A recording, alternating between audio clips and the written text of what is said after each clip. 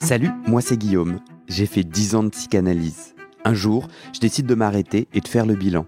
Est-ce que la psychanalyse, ça marche et comment ? Dans ce podcast, des gens viennent chez moi me raconter leur toute dernière séance sur le divan et comment la psychanalyse les a aidés, ou pas. Est-ce qu'ils vont mieux ? Est-ce que ça a marché ? Chaque témoignage est un chemin de vie et ses rebondissements. Pas de montage, pas de coupe. Parfois je joue au psychanalyste, parfois au patient. Ce podcast est autoproduit avec mes petites mains. Alors j'ai besoin de votre aide. Mettez 5 étoiles, un j'aime, faites un don ou suivez les coulisses de mon aventure de podcasteur sur les réseaux sociaux. Je vous mets les liens à cliquer dans le descriptif de cet épisode. Allez, c'est parti, bonne écoute. Coucou. Voilà, j'ai voulu dire autre chose que salut ou bonjour, donc ça donne coucou. Petit épisode spécial aujourd'hui. J'ai 2 auditrices qui m'ont envoyé des retours critiques sur le podcast. Je les ai trouvés bien intéressants et je me suis dit, ah ouais, j'ai envie d'ouvrir un espace de retour, de critique, de dissension sur le podcast. Voilà mon premier essai. J'espère que ça va vous plaire. Et on commence directement avec Véronique, qui me dit avoir plusieurs fois tiqué en m'entendant défendre l'importance du silence de mon analyste. Et donc elle m'a envoyé un message par écrit. Je lui ai dit, est-ce que Véronique, tu serais d'accord de me faire un petit message vocal pour que je puisse l'utiliser ? Elle me dit, oui Guillaume, le voici, et je vous le fais écouter maintenant. Bonsoir Guillaume. Comme convenu, je te fais un petit retour sur le podcast que j'écoute. Je m'appelle Véronique, je suis psychanalyste et oui, j'écoute le podcast même si ça t'étonne. C'est très intéressant d'entendre en fait ce que, a posteriori, les gens pensent de leur analyse, ce qu'ils n'ont pas dit à leur analyste. Voilà, moi je trouve ça intéressant, c'est de la clinique. Alors, mon retour, c'est pas à ce sujet, c'est au sujet du sacro-saint silence de l'analyste. Je dis sacro-saint parce que c'est à tel point que certaines personnes pensent que la différence entre une analyse et une psychothérapie, c'est qu'en analyse, le psychanalyste se tait, en psychothérapie, le psychothérapeute parle. Eh bien, pas du tout, en fait. La différence, c'est qu'en analyse, on va dans l'inconscient, en psychothérapie, on reste plus ou moins dans le conscient. On va un petit peu dans l'inconscient, mais moins. Donc, ce silence. Alors pour moi, ça serait comme si on était l'analyste et l'analysant-analysante assis tous les deux au bord d'une piscine remplie d'animaux infâmes. Ça, c'est l'inconscient. Et l'analyste dit à son analysant-analysante, allez-y, plongez. Vous inquiétez pas, je reste là, je suis là pour vous. Et il reste assis au bord. Et ça, je trouve ça insupportable. Et je trouve que ça met les gens dans des situations extrêmement douloureuses. D'essayer d'imaginer, alors là, il a soupiré ou elle a soupiré parce que ceci, cela, là, la chaise a grincé parce que ceci, cela, là, les claquements d'ongles dont tu parles, parce que j'ai du vernis sur les ongles, là, il ou elle a arrêté la séance à tel moment parce que j'ai dit ceci ou cela. Mais c'est insupportable. Ça s'appelle des projections. On va pas aller mieux si on reste au niveau des projections, puisque justement on vient pour sortir de ces processus qui sont très liés à des attitudes névrotiques. Donc, de mon point de vue, l'analysant, l'analysante et le psychanalyste ou la psychanalyste vont plonger ensemble dans la piscine. Ah, bien sûr, c'est un peu délicat pour l'analyste parce qu'il ne s'agit pas à ce moment-là de naviguer dans son propre inconscient, mais dans ce qu'on appelle l'inconscient transférentiel, qui est lié à la relation entre les deux personnes. Et il ne s'agit pas, dans la parole, de dire ce que nous pensons, ce que nous imaginons que peut-être la personne devrait, absolument pas, mais certainement pas. Il s'agit d'aider l'analysant ou analysante à attraper ces représentations inconscientes. Ça va très vite. L'inconscient, des fois, il y a des choses qui nous traversent, c'est très fugace, et c'est plutôt là, du coup, l'art du pistage, d'attraper ce qui se présente, de le remettre à la personne et d'essayer d'analyser avec elle. Qu'est-ce que c'est que cette chose ? Voilà. Bon, j'espère que j'ai été claire. Je te dis à bientôt. Bonne soirée. J'ajoute juste un petit détail que j'ai oublié. Je pense que si les analyses durent si longtemps, au minimum 10 ans, entre 10 et 20 ans, c'est justement à cause du silence de l'analyste. Parce que sinon, ça va beaucoup plus vite. C'est très puissant. C'est vraiment une pratique très puissante.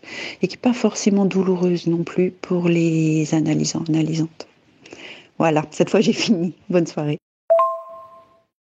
Eh ben, je trouve ça super intéressant. J'aime bien ce que Véronique décrit. En fait, ce que moi j'entends, c'est qu'il n'existe pas une psychanalyse, mais des psychanalyses. En fait, la psychanalyse, c'est ce que je vais créer, moi, avec mon analyste, ce lien singulier et cette expérience. Et je crois que c'est Laurie Lofer qui disait ça dans les épisodes précédents là qui viennent d'être publiés. C'est une expérience. Au final, moi, quand je parle de l'importance du silence pour moi, mais du coup, je suis pas du tout en train d'essayer de définir la psychanalyse ou d'imposer aux autres ce qu'elle devrait être. Je crois que je dis que ce silence m'a aidé. Je crois que ce silence pour moi n'était pas absence. C'est plutôt quelque chose qui m'a invité à dire. D'ailleurs, comme les onomatopées, j'aime bien quand Véronique dit, voilà, le rôle de l'analyse, c'est de saisir l'inconscient qui est très fugace, je sais plus ce qu'elle dit exactement, mais qui est très rapide. Mais justement, un bruit, une onomatopée te permet là de saisir, bam, vite. C'est ce que j'ai ressenti d'ailleurs. Et que quand j'ai essayé d'autres formes de thérapie avec plus d'intervention par les mots, ça m'a pas bien convenu. Je me sentais écrasé quelque part. En tout cas, l'espace thérapeutique était encrassé des mots qui venaient d'être dits. Voilà un peu ce que j'ai ressenti. En tout cas pour le moment, parce que je pense que tout peut changer. Et au final, je reviens à l'importance du lien singulier. Chacun pourra dire si le silence est abandon et que du coup on reste coincé pendant 10, 20 ans dans un truc qui n'avance pas et son psychanalyste pionce derrière.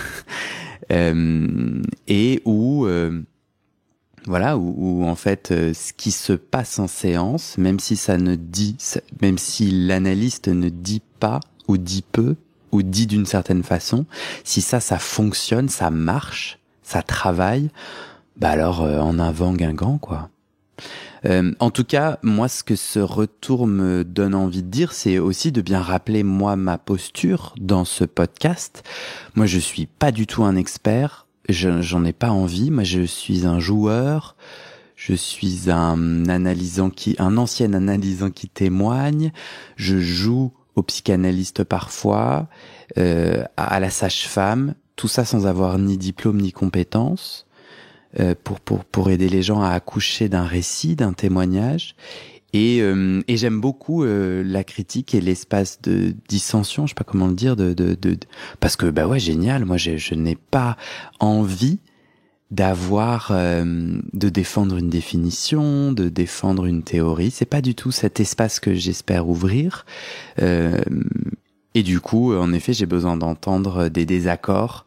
Ça me nourrit. Donc merci Véronique. D'ailleurs Véronique, si vous avez apprécié sa jolie métaphore, je crois que vous pouvez en trouver plus parce qu'elle a témoigné sur ce podcast aux épisodes 30 et 31 et je vous invite vivement à aller l'écouter. J'ai un deuxième retour cette semaine que j'ai reçu de Céline qui, elle, n'a pas souhaité transformer son message sur Facebook en message vocal, mais qui me permet de la citer. Donc, je vais vous lire quelques bouts de son message. Elle réagit à l'épisode 50, dont le titre, si je ne m'abuse, c'est « Pourquoi je fuis le conflit ?» C'est la première partie du témoignage de Claire.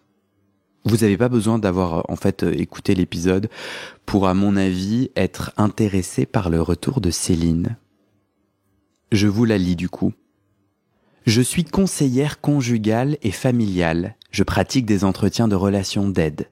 Dans mon bachelier, où nous avons étudié Freud, Lacan et la psychanalyse en tant que méthode d'intervention psychosociale, ainsi que suite à un bref passage chez un psychanalyste, je me permets d'intervenir afin de soulever une réflexion fondamentale.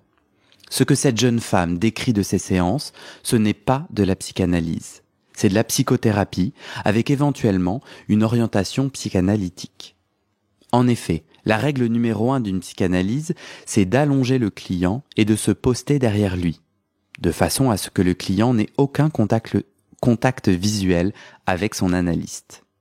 En effet, voir l'analyste introduit une altérité qui, selon la psychanalyse, pourrait être un obstacle à la capacité du client à atteindre un degré suffisant de son inconscient.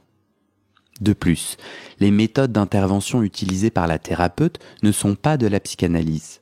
Je me suis arrêté à la moitié du podcast pour vous écrire, et dans la première moitié, l'on peut déjà comprendre que la thérapeute s'inspire de la thérapie contextuelle d'Ivan Bozor-Nagy, désolé pour la prononciation que je n'ai pas, pour orienter le travail de sa cliente, et lui n'était pas du tout psychanalyste, il était psychothérapeute en systémique. Et donc, l'intervention qui a fait avancer la cliente, ici, ce n'était pas de la psychanalyse, ceci est très important de noter. Donc là, dans notre échange Facebook avec Céline, je lui demande de m'expliquer pourquoi c'est très important pour elle de noter ça. Et voilà ce qu'elle me répond. Je trouve qu'il est important que les gens sachent distinguer la différence entre psychanalyse et psychiatrie, de même qu'ils devraient bien connaître les différents métiers de la relation d'aide et leurs spécificités. La confusion peut être négative pour les clients. Ils risquent d'être déçus si, par exemple, ils vont chez un psychiatre et qu'ils voient qu'ils n'ont pas pu se confier à lui. Ou s'ils vont chez un psychanalyste en ayant des attentes et des objectifs qui ne sont pas ceux de la psychanalyse. En Belgique en tout cas, si les modalités strictes d'une psychanalyse ne sont pas respectées, le psychanalyste n'est plus considéré comme tel. Il est passible de sanctions pénales, car alors, d'une part, il fait de la psychothérapie alors qu'il n'en a pas le droit, d'autre part, cela est considéré comme de la duperie par rapport au client. Alors, moi j'aime beaucoup le point que Céline soulève. Premièrement, dans ma posture de podcasteur, moi j'ai décidé que c'était les personnes qui témoignent qui me disent si il ou elle a fait une psychanalyse. C'est-à-dire, si la personne vient à moi en me disant je souhaiterais témoigner et que je lui dis avez-vous fait une psychanalyse, que la personne me répond oui et que je lui demande alors à chaque fois dis-moi en quoi c'est une psychanalyse, c'est la personne qui m'explique pourquoi selon elle c'est une psychanalyse. C'est comme ça que sur le podcast on peut entendre des gens qui ont été allongés, qui est une des règles apparemment pour Céline, et d'autres qui n'ont pas été allongés. Je trouve d'ailleurs très intéressant, ça me fait penser tout de suite aux épisodes de Mardi Noir, qui est une youtubeuse psychanalyste qui a écrit des livres, donc qui je trouve être quand même un peu experte dans son sujet. Et les épisodes qui, à mon avis, là je poste cet épisode, donc j'ai déjà enregistré avec Mardi Noir, mais vous n'avez pas encore pu les entendre. Du coup, il vous faut absolument vous abonner sur votre plateforme d'écoute pour être tenu au courant dès que les épisodes avec Mardi Noir, qui sont épisodes passionnants, sont publiés. Petit moment d'autopromo. En tout cas, j'ai trouvé ça passionnant parce que Mardi Noir, donc cette femme experte, psychanalyste, youtubeuse, elle me dit moi je me suis jamais allongée. En tout cas, je me suis pas allongée pour le plus gros de mon analyse et c'était une psychanalyse. J'aime bien parce que voilà deux femmes qui se contredisent et deux femmes qui semblent être expertes puisque je comprends que Céline est dans le métier de l'aide, donc a fait des études, un bachelier, et habite en Belgique. Où apparemment le métier est beaucoup plus réglementé qu'en France. En tout cas, je ne crois pas savoir qu'en France c'est autant réglementé.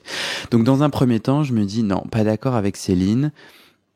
J'ai discuté avec ma cousine, que j'aime beaucoup, qui est psychiatre, et qui me dit... non, moi je prescris très rarement, ou en tout cas je crois comprendre dans ce qu'elle me dit, je la paraphrase, moi j'ai plutôt avant tout envie de faire de la thérapie par la parole et je ne prescris que dans certaines conditions, mais c'est pas un automatisme. Donc là j'entends ma cousine en qui j'ai vraiment une grande confiance, experte et psychiatre, contredire Céline, et je la rejoins pas mal. Bah non, je trouve qu'il y a plein d'outils, de couleurs pour le peintre le métier d'aidant que il ou elle peut utiliser. Ben non, j'ai plutôt envie et j'ai foi en une santé mentale qui va picorer les outils quand ils sont les bons pour le patient-patiente. C'est intéressant de voir que Céline parle de client, c'est peut-être une spécificité belge que je ne connais pas.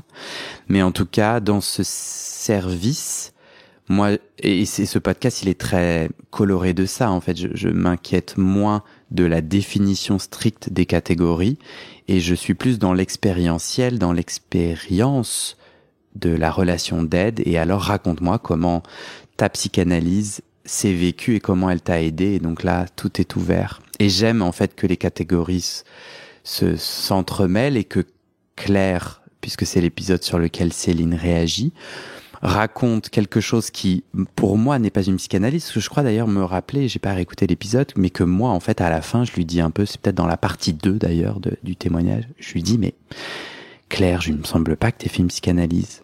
Mais je suis pas sûr d'être tout à fait d'accord avec cette posture que j'ai eue pendant l'entretien, qui était justement de gratter à cet endroit.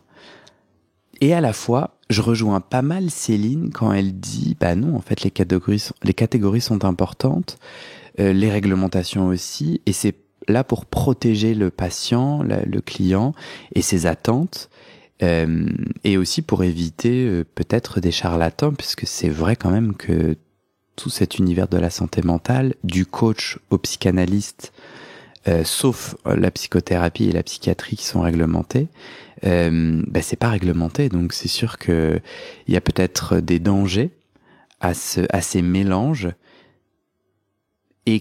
Et c'est là où Céline souligne, et c'est là où souligne Céline les risques de la confusion et des techniques thérapeutiques et comment en fait cette confusion peut être néfaste pour le patient. Peut-être que ce qui me manque dans le retour de Céline, c'est mais pourquoi c'est important en fait? Comment cette confusion peut être blessante? Je sais pas en fait. Moi, si je vais chez le boucher ou chez le boulanger, ben ils font pas le même métier. Je me renseigne sur les métiers. Bon, peut-être que mon exemple est un petit peu idiot et donc du coup ne rend pas justice aux propos de Céline, mais c'est vrai que je me dis n'ai-je pas une responsabilité en tant que patient, en tant que client de me renseigner quant à la pratique? Bon, merci à Céline et à Véronique. Je suis content d'ouvrir cet espace de critique, de divergence, de dissension. Ça me plaît l'idée de ne pas être moi le seul maître à bord. Je pense d'ailleurs aussi que si je réécoutais mes premiers épisodes, je serais assez pas d'accord avec moi-même. Je pense que ça d'ailleurs ne m'intéresse pas du tout d'essayer de vous faire croire aux auditeurs tristes que je suis en totale maîtrise, que j'ai un avis très tranché. Je m'amuse d'ailleurs d'en changer d'avis, j'aime le changement, j'aime que ça rebondisse et je trouve ça chouette de ne pas supprimer des épisodes où en fait je pense que j'ai bien raté, que je n'étais pas au bon endroit ou que j'ai dit des bêtises.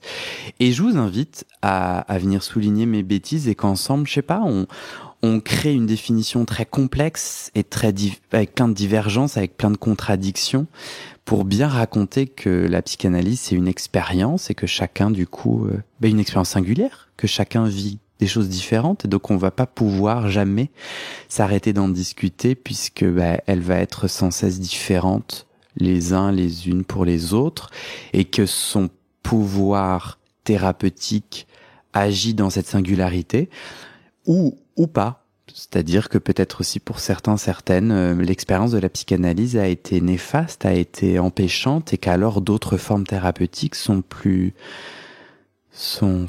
mieux.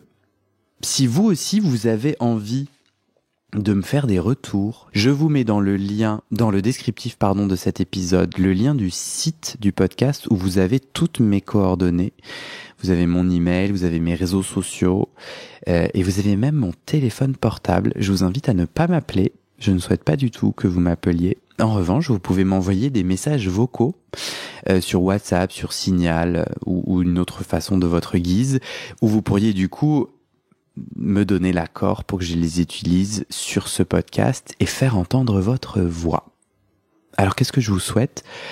Une très bonne journée, une bonne insomnie, parce qu'apparemment, il y a des gens qui m'écoutent quand ils font des insomnies, donc peut-être une bonne nuit. Je sais pas si j'ai la voix assez calmante pour s'endormir.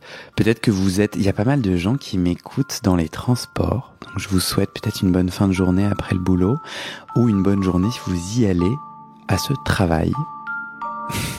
Voilà, je me suis un peu emballé pour la fin de cet épisode. À bientôt!